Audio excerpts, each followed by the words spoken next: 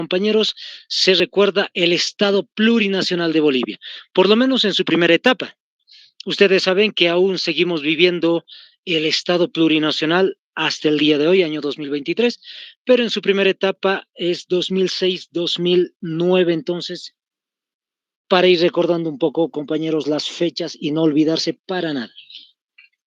Vamos con el siguiente detallito que tiene que ver con lo que vamos a ver a continuación.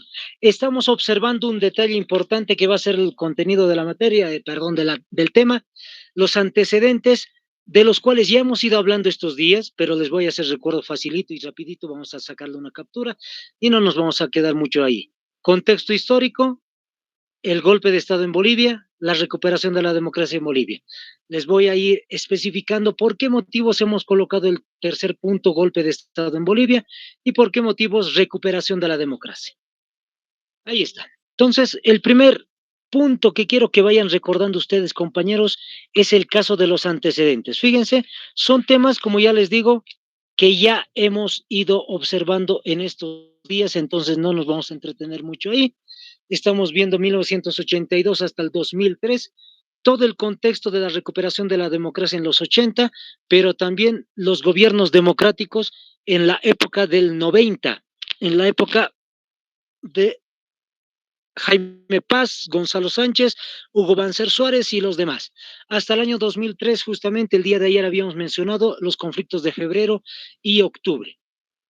Vamos con el contexto histórico. Una vez desarrollada la finalización, por decir así, del año 2003 sobre el caso de la guerra del gas en octubre de 2003, se ha ido desarrollando los otros puntos que ya hemos visto y hemos mencionado. Carlos Mesa fue presidente de Bolivia 2003-2005, tuvo en sus manos la posibilidad de desarrollar lo que va a ser justamente la ley de hidrocarburos y posteriormente la posibilidad de una nacionalización de los hidrocarburos, pero al final de cuentas Mesa arguía lo siguiente, decía que si expulsamos a las empresas internacionales, pues no hay posibilidad de tener ganancias porque el gas boliviano se va a quedar en el subsuelo y no hay posibilidad de extraerlo porque Bolivia no tiene la cantidad de dinero que es necesario. Listo. Por ese motivo, como les decía ayer, muchos movimientos sociales van a ir en contra del gobierno de Mesa y renunció. Eduardo Rodríguez Belce ingresa como presidente y directamente lo que va a hacer es llamar a elecciones que se desarrollan en diciembre del mismo año y esta es la imagen en la cual hemos quedado el día de ayer justamente para ir avanzando sobre esta base, compañeros. Entonces vamos sacando capturitas sobre el personaje, como siempre les digo, el presidente Simón Bolívar, tienen que recordarlo de memoria el nombre del personaje, pero también en el caso que estamos observando, es un personaje muy histórico, Juan Evo Morales Ayma, llegó a ser presidente, vamos a ir destacando algunos detallitos, en su primer gobierno, en su primera elección, obtuvo 54%, por si acaso lo van a anotar, por ahí vayan tomando nota entonces, 54% de votación en esta primera candidatura del año 2006 a 2010, como están observando ustedes. Segundo detalle importante, en la segunda elección tiene el número en porcentaje 64% de votos muy interesantes.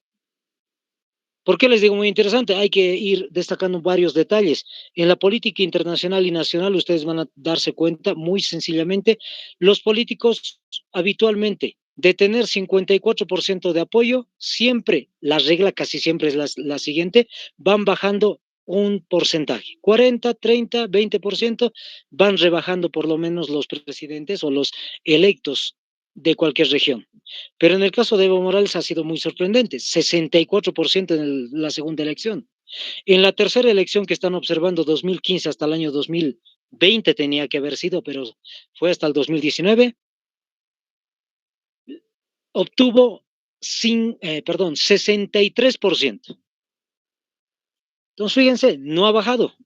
Es una de las cosas muy interesantes, peculiares que sucede en la política boliviana con respecto a lo que justamente es el gobierno del movimiento al socialismo y el gobierno de este personaje llamado Evo Morales. Listo. Entonces, ahí están los datos importantes para ir recordando. Algo del personaje tienen que recordar, nació en Orinoca, hoy vive en Cochabamba, hasta el día de hoy está ahí. Su residencia, por decir, su domicilio se encuentra en Cochabamba. Y otro de los detalles que vamos a ir mencionando. Vamos a ir destacando primeramente lo negativo del gobierno del Estado plurinacional para pasar posteriormente a lo positivo que es el Estado plurinacional. ¿Cuáles han sido los cambios, por decir así? Vamos a ir tomando nota entonces, yo sé que le han sacado una capturita, entonces en base a eso vamos a ir destacando lo siguiente. Ya tienen la fecha, no es necesario volver a poner la fecha, ya tienen la captura, también tienen el video por si acaso, ahí está. Entonces, el primer detallito pasa en el año 2010. Los que quieran pueden anotar incluso tal vez el año 2010, los años ahí para recordar. Recordarles que Evo Morales Aima viajó, era si no me equivoco, fin de semana, viajó hasta Venezuela. Con Hugo Chávez se iba a encontrar en Venezuela. E interesantemente, Álvaro García Linera va a quedarse como presidente de Bolivia. Álvaro García Linera, ¿qué es lo que va a promulgar? El decreto 748. ¿Qué dice el decreto 748 que están observando ahí? Nivelación de los precios de la gasolina, del diésel, etcétera. ¿Qué quiere decir esto? Que el precio del litro de la gasolina ha aumentado un 73%. Más concreto, más sencillo, chicos. 3 bolivianos con 41 centavos vale la gasolina especial. 3 bolivianitos con 41 centavos. Pero cuando se hizo la nivelación, alrededor de 6 bolivianos más o menos subió el precio de la gasolina a nivel Bolivia. Ustedes deben saber que el precio de la gasolina, diésel y demás está pagado por el Estado boliviano, es decir, el Estado boliviano con nuestros impuestos y ganancia de hidrocarburos y otros, paga un monto de dinero en base al diésel, a la gasolina y todo lo demás, para que a nosotros nos cobren más barato. El precio normal que tendrían que cobrarnos es de 6 a 7 bolivianos el litro de la gasolina, pero el Estado boliviano pues lo va a colocar a 3,41 y es más barato para nosotros. ¿Qué es lo que sucedió? Como están viendo, los precios de la gasolina especial 47%, diésel 82%. Se ha ido manifestando distintos tipos de huelgas, protestas, marchas en contra de Evo Morales, una vez que regresó del viaje de Venezuela. Fíjense la fecha, 26 de diciembre al 31 de diciembre. 27, 28, 29, la gente empezó a manifestarse, marchar, protestar en contra de Evo Morales, y pues Evo Morales dijo, vamos a obedecer lo que dice el pueblo, y derogó el decreto supremo 748. Es decir, aquella subida de precio de la gasolina volvió nuevamente al precio normal, habitual, de 3,41, que es la que tenemos en la actualidad. ¿Parece bueno? Sí, es bueno, es interesante que el gobierno obedezca lo que dice el pueblo, pero ¿cuál es el problema? La mayoría de los productos, o una cantidad por lo menos de productos de ese entonces, estoy hablando de aceite, galleta, azúcar, etcétera, varios detalles, subieron y no bajaron. Bajó el precio de la gasolina, pero no bajó los precios de los productos. Lamentablemente, muchos de los productos se han quedado en ese, en ese factor, por decir así, de aumento. Esa es una de las cosas negativas. Antes de pasar a eso, vamos a otro detallito, vamos a anotar. Año 2010, anótense. No lo tengo en la imagen, pero anótense, 2010. La carretera por el Tibnis. La carretera por el Tibnis. ¿Qué significa la palabra Tibnis en este caso? Es iniciales de lo que se llama Territorio Indígena y Parque Nacional Isiboro Secure, que está ubicado entre Cochabamba y Beni. Es un área protegida, si quieren ustedes, en la cual no se tendría que desarrollar ningún tipo de carretera, ningún tipo de caminos, electrificación, tal vez si es que daña el medio ambiente.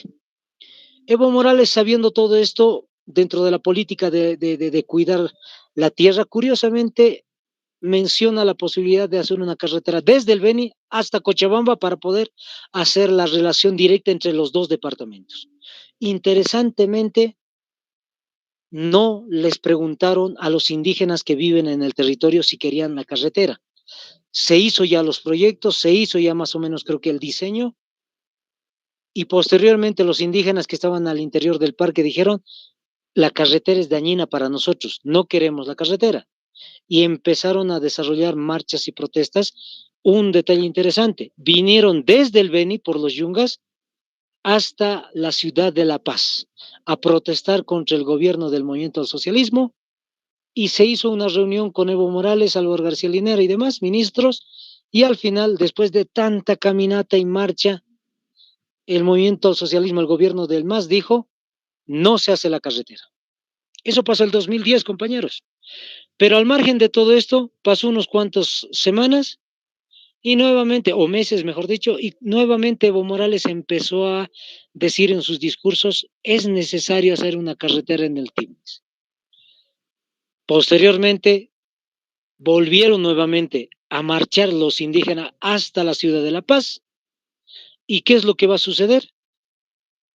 Lamentablemente, antes de que lleguen a la ciudad de La Paz, en el sector llamado Chaparina, toman a los indígenas, la policía boliviana, los amordazan, les pegan las manos con scotch y los toman más o menos como rehenes o como presos, si quieren ustedes, en esa área. ¿Por qué hace esto la policía? Aparentemente hay un detalle, que tampoco muchos lo muestran, pero hay que especificar. Hay un movimiento que es de los cocaleros de los Yungas, si no me equivoco, o de los interculturales, no me acuerdo muy bien ahorita. Ese grupo estaba esperando a los indígenas del Tibnis para comenzar tal vez una contraprotesta violenta. Para que no suceda eso, la Policía Nacional estaba en medio. Entonces la policía dijo, vamos a tener que actuar en algún momento, y se dio. Hubo esta toma, como les decía, les amordazaron, les amarraron las manos, los pies, etcétera. ¿Y qué es lo negativo de todo esto? Aparte de lo que sucedió. El ministro de gobierno en ese entonces, Sacha Llorenti, por medios de comunicación, por Herbol, dijo, tenemos un documento judicial que nos permite hacer esto que hemos hecho. Listo, estamos haciendo como un cuidado a a las mismas personas que han venido marchando. Pero al día siguiente y posteriores días, el gobierno nacional ya no dice que ha habido una orden judicial. Lo que dicen es, se ha roto la cadena de mando. Y eso es lo negativo. Al decir eso, la gente ya no le cree que se haya roto la cadena de mando. Incluso el ministro sale libremente, tranquilo, y no se ha hecho ningún tipo eh, de justicia, por decir, en contra del ministro. El ministro incluso fue parte del representante de la OEA, si no me equivoco, en Estados Unidos. Entonces, fíjense, es muy curioso lo que sucedió. Eso se llama el caso Chaparina, se llama. Ustedes lo buscan en el internet, también les va a salir un montón de documentos seguramente acerca del caso Chaparín. Listo, otro detalle más. El año 2015. Año 2015, compañeros. ¿Qué pasó el año 2015? Caso Fondo, y esto se van a anotar bien, compañeros. Fondo Indígena. El caso Fondo Indígena tiene que ver con utilización del dinero de los bolivianos, que está muy bien. Se los entrega a las comunidades, a los dirigentes de las comunidades directamente, y está muy bien, para poder hacer obras. Pero ¿cuál es el problema? No hubo obras. No voy a decir en la totalidad, por lo menos un 67% ha habido irregularidades. Por lo menos esos son los datos que nosotros tenemos en cuestiones de investigación eh, del caso sobre el fondo indígena. Les vuelvo a repetir, 67,5% de irregularidad. Eso lo ha explicado, vamos a decir, y lo ha manifestado el contralor. No me acuerdo el nombre del contralor en este momento, su apellido era Herbas. No acuerdo el nombrecito, pero su apellido era Herbas. Este personaje es del movimiento al socialismo, parte del gobierno, pero interesantemente ha tenido que hacer los ajustes necesarios para ver cuánto monto de dinero se está entregando a las comunidades y si hay las obras en beneficio de las comunidades. Y lo que ha observado lamentablemente es casi un 70% de que no hay obras, pero el dinero ya está gastado. A partir de ese punto del año 2015, 2016, 2017, se han hecho investigaciones. El gobierno del MAS dijo cualquier dirigente que esté implicado, igual se lo va a meter a la cárcel, etcétera. E interesantemente lo que sucede es que ha ido arrastrando año tras año todo este problema del fondo indígena hasta el punto de que melló la imagen del movimiento al socialismo. Por eso es que hasta el día de hoy se arrastra un poco el caso del movimiento al socialismo. Mucha de la gente no cree mucho en la política como antes, porque en realidad parece que mm, simplemente ha habido este caso muy lamentable de algunos dirigentes que han tenido que quitar el dinero y utilizárselo para su beneficio seguramente. Listo, eso es lo negativo, compañeros. Y un punto más, vamos con el último punto de lo negativo. El 2019, año 2019. Año 2019, ustedes ya conocen, 3 personas fallecidas en las protestas. 3 personas fallecidas en las protestas. Ustedes saben que estamos hablando del 10 del 11 de noviembre, justo en los momentos en los cuales Evo Morales va a renunciar. Ha habido 3 personas fallecidas. Listo, por convulsiones sociales, entonces 3 personas. Listo, eso es lo que tenemos como lo negativo del Estado plurinacional, compañeros.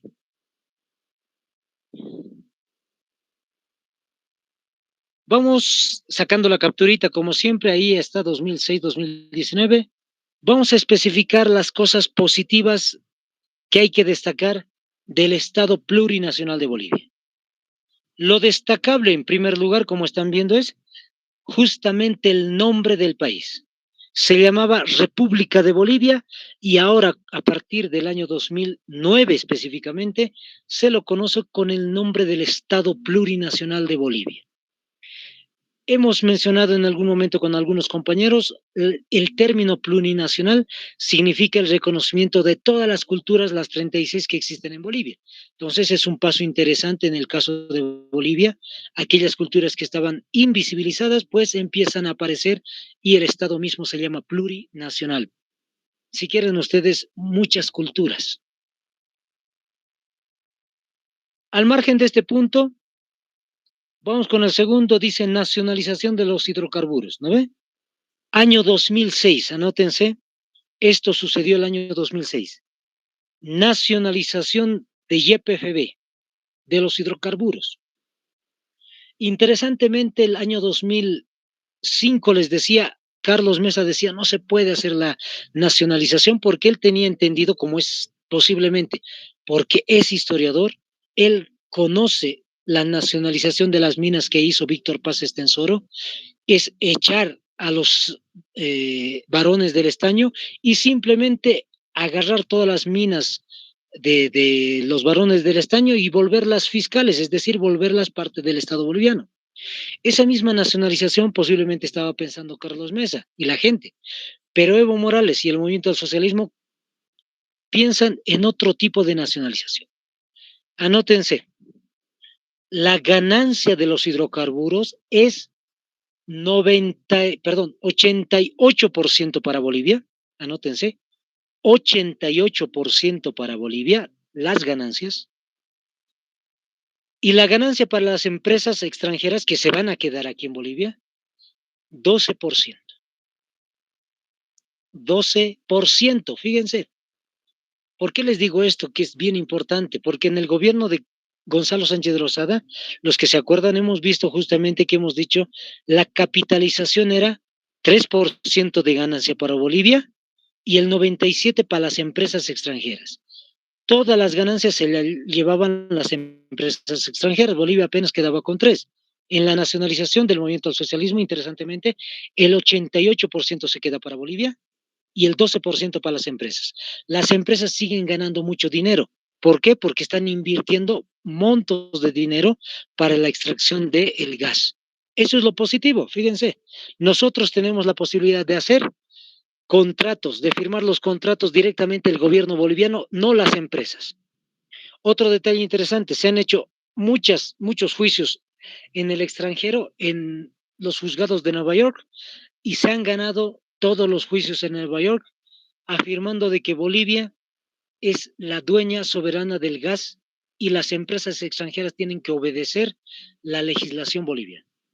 Listo, ahí está, eso es lo positivo. Y como siempre les digo a los jóvenes, tienen que saber ustedes jóvenes, porque ustedes estaban naciendo recién año 2003, 2004, 2005. Por eso es que sus colegios parecen universidades en algún caso, y otros tienen dobles vías de carretera, hay teleférico aquí en La Paz, hay tren en Cochabamba, etcétera. Hay un montón de cosas justamente por la ganancia de los hidrocarburos. Ese 80% nos ha favorecido muchísimo. Vamos con el tercero. ¿Qué dice? Asamblea Constituyente. Los que ya hemos avanzado la Constitución Política del Estado, también tenemos entendido que ha habido una Asamblea Constituyente el 2006. Producto del año 2006 de la Asamblea Constituyente, el 2009, como están observando ahí en la pantallita, el tercer punto, aparece la Constitución, la nueva Constitución Política de Bolivia. Entonces, a partir del 2009, recién nace oficialmente con el nombre de Estado Plurinacional. Pues ahí lo tienen, compañeros. Asamblea Constituyente, aquello que se le había pedido a Gonzalo Sánchez de Lozada y Carlos Mesa, y no lo hicieron, pues en el gobierno del MAS, nos guste, no nos guste el movimiento al socialismo, pues se hizo. Y se creó una nueva constitución política del Estado. Vamos con el siguiente detalle. En el caso de Guanuni, nacionalización de Guanuni, fíjense, es año 2006 también, nacionalización de la mina de estaño de Guanuni. Hasta Guanuni lo habían capitalizado jóvenes. ¿Qué quiere decir? La ganancia no se lo lleva a nosotros, sino las empresas. Entonces se ha nacionalizado la mina de estaño de Guanuni y a partir de ahí empezamos a percibir ganancias también para el erario boliviano. Siguiente detalle. Otra nacionalización del complejo metalúrgico Vinto en este caso. El año en el cual se va a hacer esto es año 2007. Nacionalización del complejo, fíjense, metalúrgico Vinto. Eso queda en Cochabamba. Es un complejo metalúrgico que lo habían hecho en la época de las dictaduras los presidentes de turno, algunos presidentes de izquierda, que eran militares pero de izquierda a favor del pueblo, y justamente lo habían capitalizado en el gobierno de Gonzalo Sánchez Lozada y se está volviendo a nacionalizar, que quiere decir que es dueño el Estado boliviano. El año 2007 también, anótense, nacionalización de Entel. En el caso de Entel había una empresa italiana que se llevaba todas las ganancias de lo que es la telefonía en Bolivia. A partir del 2007-2008 para adelante, Entel ya es boliviano nuevamente. Nacionalización de la electricidad. Esto se hace, anótense, el año 2010. Otro detalle que es sobre el año 2010 también, compañeros, es la creación de la AB. ¿Qué es la AB con B alta? Agencia Boliviana Espacial. Les vuelvo a repetir, el mismo año de la nacionalización de la electricidad, el mismo año 2010 se hace lo que lo que se conoce como hoy la creación de la Agencia Boliviana Espacial. ¿Para qué? Para administrar el satélite, el dichoso satélite Tupac Katari. Entonces, la telefonía móvil, internet, ya recorre gran parte del estado boliviano, inclusive hasta en las áreas rurales. Muy interesante. Varios datos, así un comentario cortito les hago. En algún momento mi mamá es, por ejemplo, de la provincia Pacajes de la ciudad del departamento de La Paz, y en algún momento mi mamá decía, ¿cuándo llegará la luz? Acá en la provincia, en el área rural, nunca va a llegar la luz. Interesantemente. Pero eso pensaba cuando era ella niña. Y cuando ya mayor de edad y de todo el detalle, ha, ha visto justamente hace unos años atrás que ya hay luz. Eso también tiene que ver mucho con la electrificación y con las ganancias que se ha ido dando en el Estado boliviano. Entonces, la luz, el Internet, la telefonía móvil llega hasta incluso el área rural, como muchos de ustedes ya saben. Otro detalle importante entre los años 2007 y 2014, anótense, 2007-2014, la OMS, ojo, la OMS, ¿qué es la OMS? Organización Mundial de la Salud. Desde el 2007 al 14, la Organización Mundial de la Salud había dicho, Bolivia aumentó el presupuesto de la salud. O sea, antes, así les digo, en los años 90 que hemos vivido, hemos visto con ustedes la historia, no ha habido muchos aumentos salariales, inclusive los maestros. Pregúntale a cualquier profe que tengan por ahí de colegio todavía. Antes, cada año se hacían marchas y protestas por aumento salarial.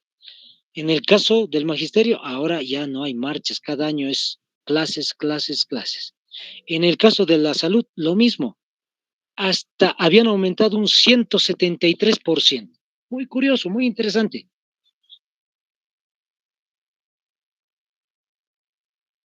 Listo. Ahí está un detalle que les quería mostrar. Y vamos con la cuestión económica más en específico, compañeros. Les voy comentando la cuestión económica. No sé si ustedes lo conocían, chicos.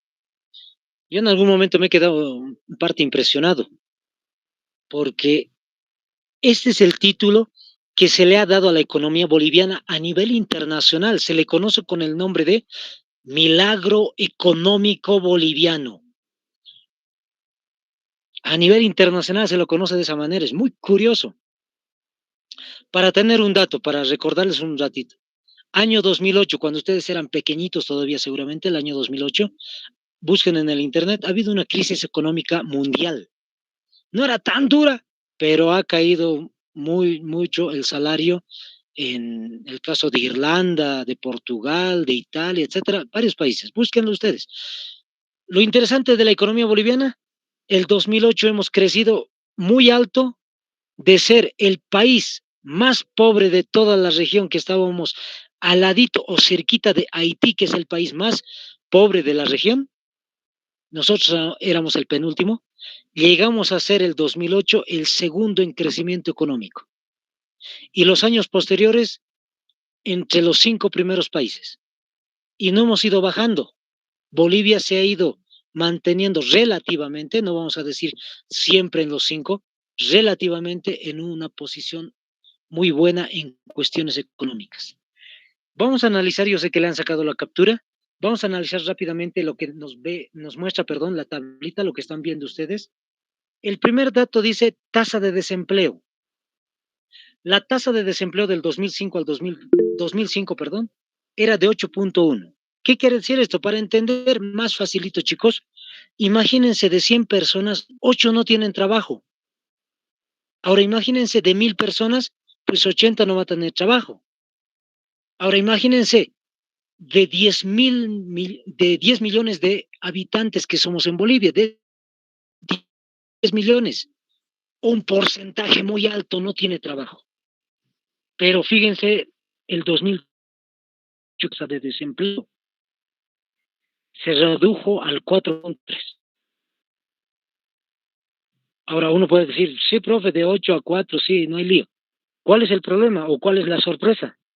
En medios internacionales dijeron lo siguiente los economistas a nivel internacional. Para que un país baje de 8 puntos a 4 puntos, tiene que pasar 50 años, mínimo 30 años. Bolivia lo hizo en casi 10 a 12 años. Fíjense, eso es la sorpresa tanto de los países internacionales, incluyendo Estados Unidos.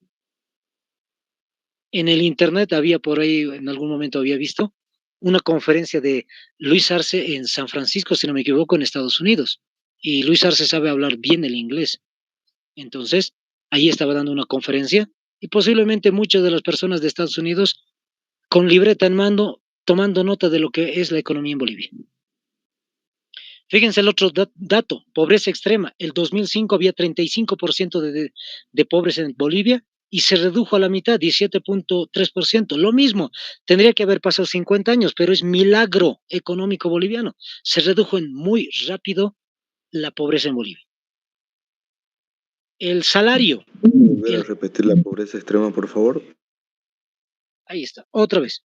Está ahí en la imagen por si acaso. La pobreza era 35% el 2005 y el 2018 llegó a 17.3% la pobreza extrema. ¿No es lo mejor? No, pero se redujo la mitad otra vez. Como les digo, nuevamente sorpresa en la economía boliviana. El salario es el otro aspecto que están observando. El año 2005 apenas percibían, fíjense, 900 bolivianos. Y eso yo les digo de experiencia. Yo estaba en la universidad pues entonces, e interesantemente los costos y demás eran de esa manera. 900 bolivianos. No llegaban ni a 1000 por decir, en otros trabajos sí. El 2018, fíjense, 2000. 2000 bolivianos es el mínimo nacional. Una persona para ser contratada en cualquier trabajo por lo menos tiene que ganar 2000. En algunas empresas privadas, dependiendo los rubros, va a ser 1500, 1700, pero por ahí va. Ha habido un crecimiento del salario. Este año 2023, si no me equivoco, el salario está 2220 y tantos bolivianos, 2230 por decir.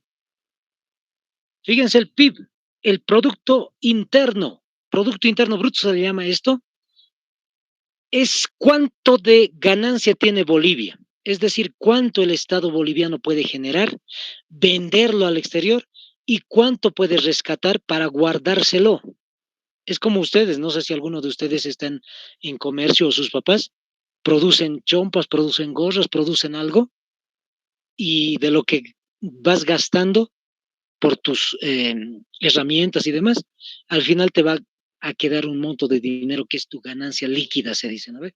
Entonces, 2005, fíjense, Bolivia hacía más o menos $1 millón, más o menos, 2005, $1 millón. Pero para el 2018 se ha no duplicado, 8 veces más, fíjense. Ahora Bolivia percibió 2018 $8 millones. Y eso va a repercutir en lo siguiente, chicos, como están viendo más datos de crecimiento económico. El 2005,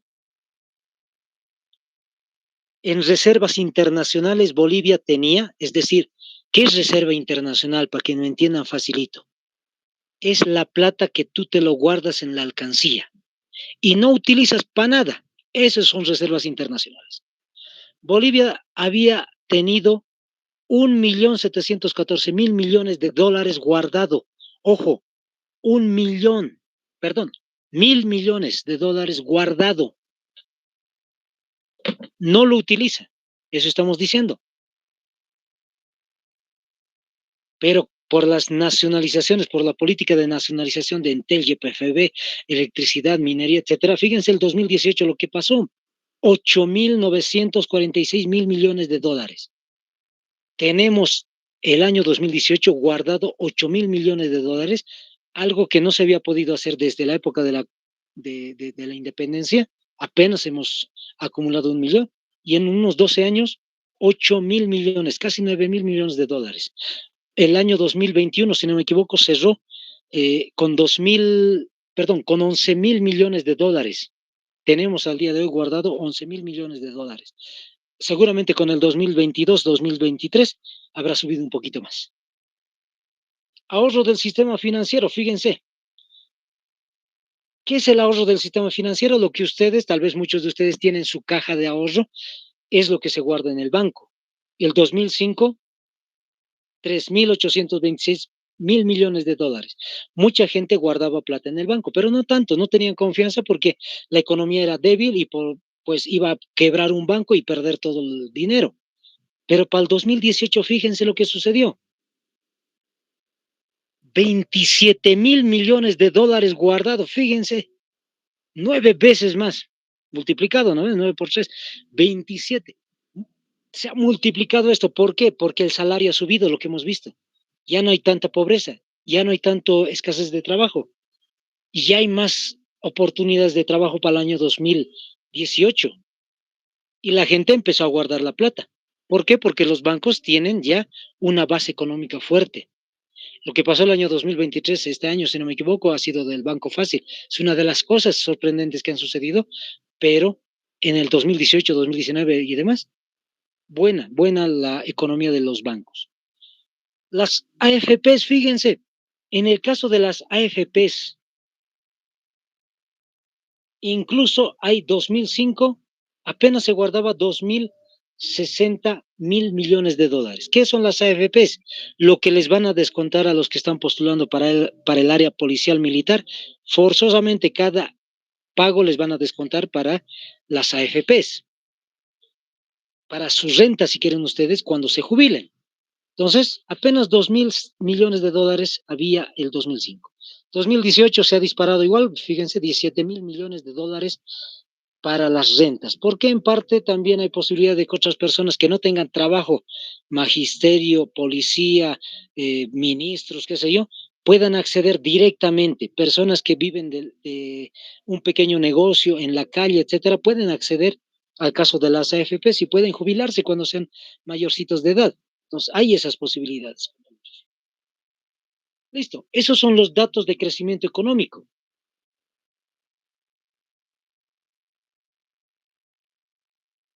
Para ir terminando, faltan unos cuantos minutos más, pero vamos a ver este otro tema.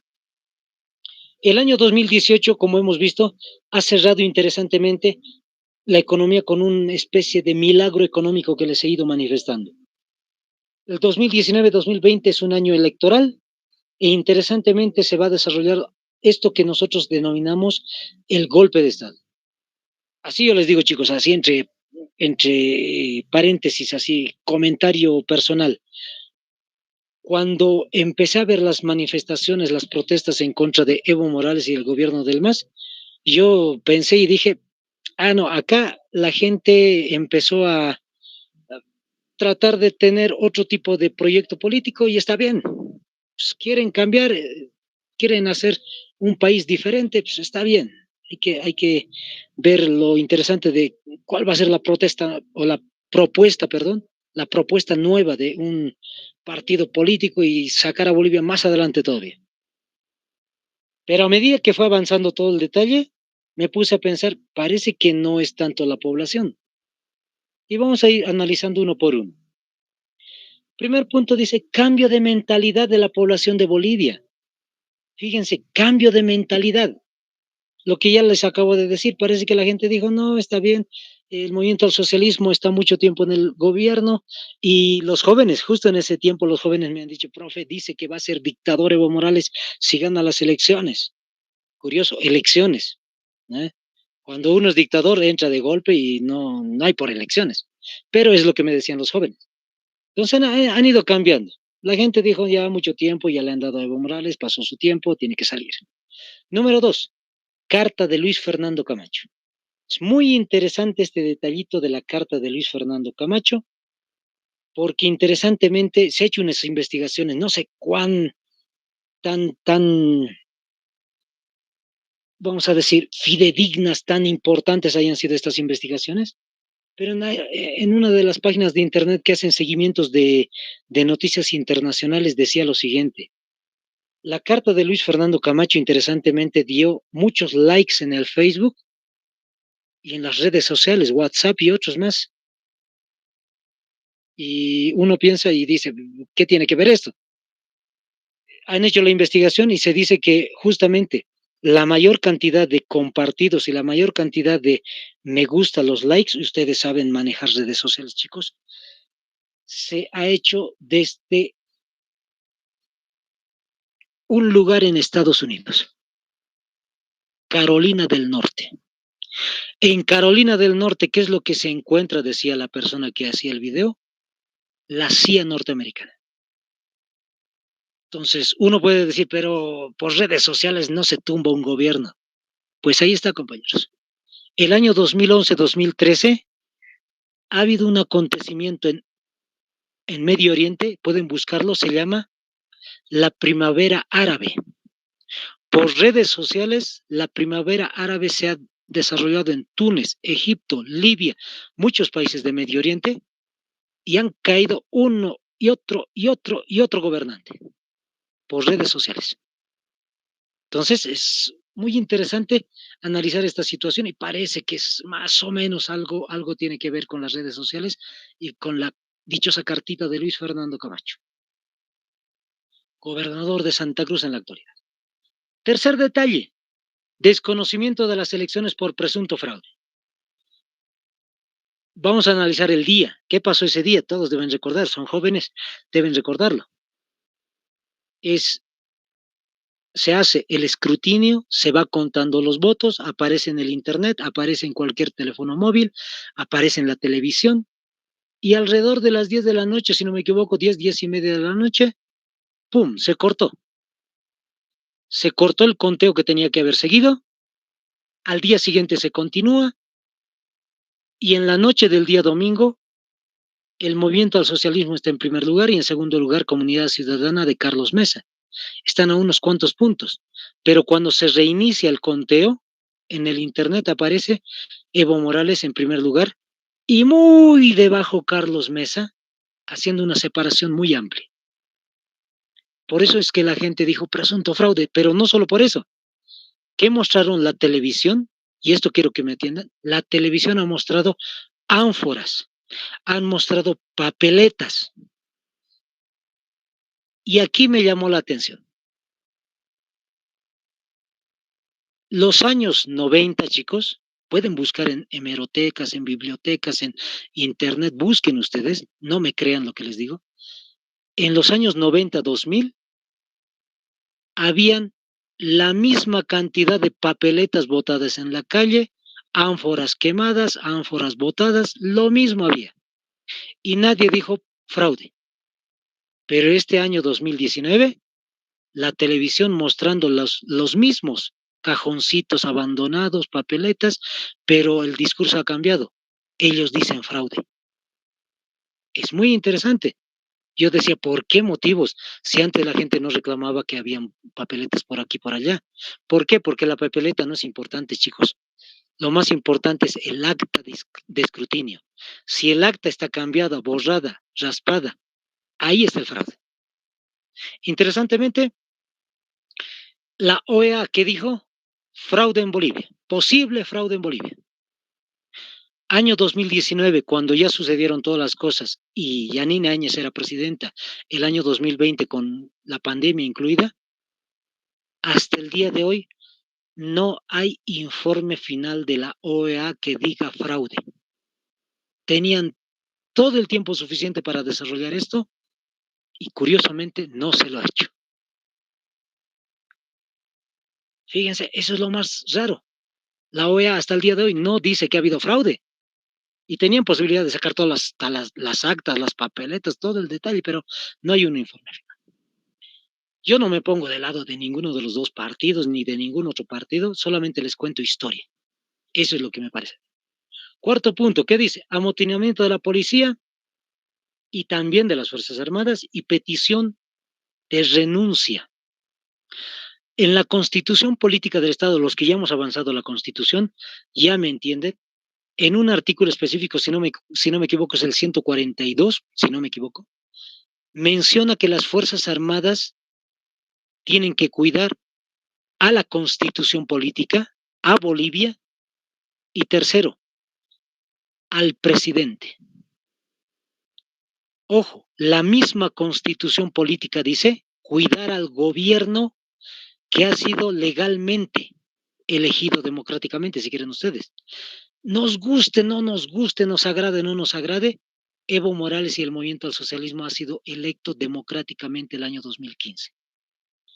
Y que salga el comandante de las Fuerzas Armadas y diga que tiene que renunciar es anticonstitucional, chicos. Por eso le digo golpe de Estado. Como siempre les digo, a los compañeros que están postulando al área militar policial, cuando ustedes estén en sus instituciones militares, policiales, así a modo de chiste, les digo, chiste nomás es. Vayan y díganle a su comandante que renuncie. Es impensable pedir que renuncie un comandante. Es lo mismo que pasó en el caso del presidente. El comandante de las Fuerzas Armadas pidiendo al capitán general de las Fuerzas Armadas, a su superior, que renuncie.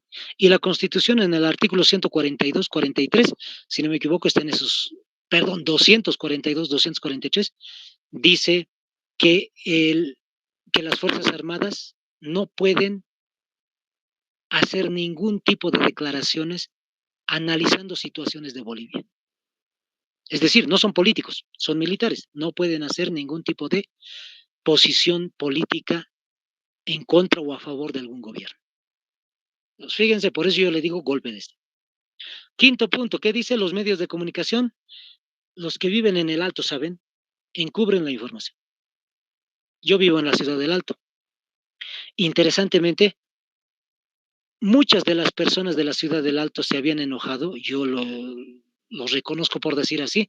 Yo no fui a las manifestaciones, pero sí he seguido mucho de cerca este tema. Han ido marchando, protestando por la quema de la huipala que sucedió por unos cuantos policías que lo hicieron. Y los medios de comunicación, ningún canal de televisión quiso mostrar el modo como es que empezaron a marchar, protestar las personas de la ciudad del Alto hasta la ciudad de La Paz. Apenas UPEA, que es un canal de televisión de la Universidad del Alto, Radio San Gabriel, si no me equivoco, y uno que otro medio de comunicación mostró unos minutitos nada más y luego lo cortaron. Todos los medios de comunicación lanzaban una interesante propuesta que no dejaban hablar mucho a las personas que protestaban y sí al nuevo gobierno de Yanine Áñez. Empezaron a decir las personas, son masistas los que están protestando, son narcotraficantes los que están protestando. Fíjense, estoy utilizando términos que han utilizado en ese tiempo y lo más interesante que es igualito al discurso de Gonzalo Sánchez de Lozada que hemos mencionado hace el día de ayer.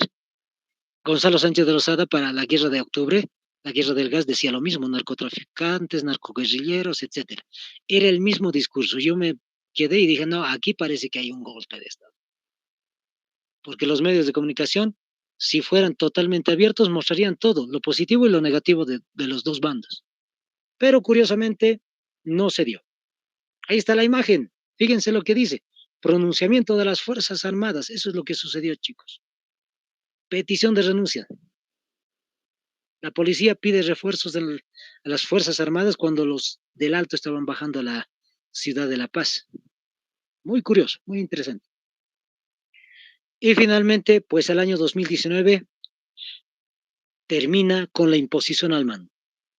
Y esta foto es muy curiosa, fíjense. El que tendría que colocar la banda presidencial a la nueva presidenta de Bolivia, Yanine Áñez, tendría que ser el vicepresidente del Senado o el presidente de la Cámara de Diputados, o algún político si quieren, pero no el mismo militar que le pide la renuncia al anterior presidente de Bolivia. Muy curioso para mí. Y el año 2020, 2020, perdón, ahí, recuperación de la democracia. Ha habido 3 fechas de elecciones. Ustedes deben recordar, se dijo en mayo se van a hacer las elecciones. Hubo pandemia, están mal las fechas, perdón, compañeros. Hubo pandemia. Se tuvo que prorrogar el gobierno de Yanine Áñez. Y número 2, participación del MAS. Se estaba discutiendo, como ahora parece que se está discutiendo, estoy siguiendo un poquito las noticias, parece que dice que no tendría que participar el MAS o Evo Morales, o no sé, un montón de detalles muy interesantes que la ley del órgano electoral no manifiesta nada, no dice que el MAS no tiene que participar, cualquier partido político puede participar, solamente que el candidato que era Evo Morales no querían que se participe en ese tiempo, se podía cambiar cualquier otro, y justamente ingresó Luis Arce y David Choquehuanca, como saben ustedes. Tercer detalle, bloqueo en el altiplano y petardos por el alto. Es bien chistoso este punto. No sé si todos viven aquí en el alto, como les digo, pero los que viven en el alto me entienden perfectamente.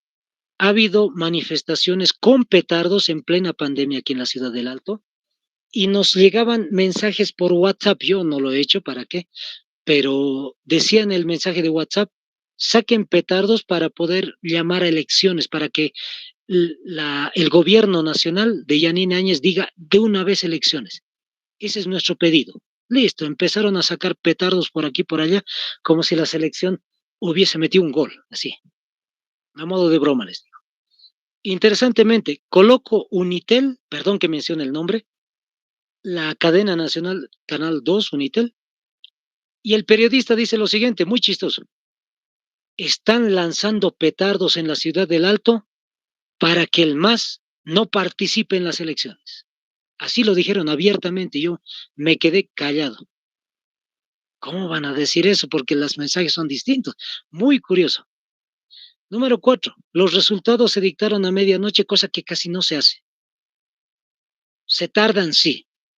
Se tiene una idea más o menos, por lo menos por los medios de comunicación inclusive, se sabe porque ellos tienen periodistas en distintas partes de las ciudades de Bolivia y tienen sus corresponsales, vamos a decir, sus ayudantes, sus mensajeros, que les mandan con cuánto ha ganado en un colegio. Y sumando todo el detalle, ya sabían los medios de comunicación cuánto más o menos hubiese ganado el partido que ganó, o si había segunda vuelta. Más allá de que se esté contando las actas en el órgano electoral, ya se sabía más o menos algo. Pero más curioso, no quisieron decir. Si buscan ustedes las noticias de las elecciones pasadas, siempre se contabilizaba más o menos el partido del MNR ganó, el partido del MAS ganó, el partido X ganó, etcétera. Pero curiosamente en los resultados no lo quieren avisar, no lo quieren decir, y eso que tienen, como les digo, muchos comunicadores. Y a medianoche, cuando estoy por apagar la tele, porque mi esposa me dijo, ya apágalo, mañana sabemos quién gana. Y escuché 53% el movimiento al socialismo. Por eso, por todos estos motivos que les he contado, compañeros, le coloco yo el título de recuperación de la democracia. Podemos estar en contra, a favor, pero yo les cuento historia, como siempre les digo, no estoy a favor ni en contra del movimiento al socialismo, ni en contra de ningún partido político, no me interesa, solamente contarles historia y lo que pasó aquí en Bolivia. Listo, compañeros. Yo sé que se van a salir toditos de golpe, espero que no lo hagan, pero simplemente decirles, compañeros, espero que vayan estudiando, espero que les vaya bienísimo. Creo que va a haber una clase más el día de mañana acerca de geografía. Me decía, no sé si toditos están invitados, ¿no? Pero para las personas que tal vez ya no las vea, simplemente decirles, espero que les vaya muy bien. Jesús les ama. Bendiciones, compañeros.